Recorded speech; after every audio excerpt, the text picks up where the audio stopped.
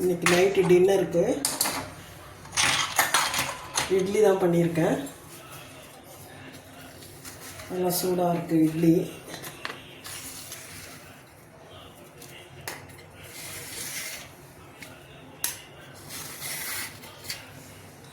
சூடாக இருக்குது இட்லி. கார சட்னி, வெங்காயம், தக்காளி, தேங்காய், அதுக்கப்புறம் வேர்க்கடலை எல்லாமே நல்லா வறுத்துட்டு காஞ்ச மிளகா வச்சு அரைச்சி கார சட்னி. அது தவிர மிளகா அப்படி இருக்குது, அதை நான் நல்லெண்ணெயில் குழச்சி வச்சுருக்கேன்.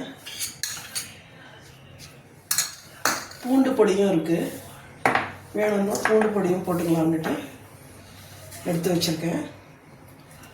சூடான இட்லி ரெடியாக இருக்குது டின்னருக்கு.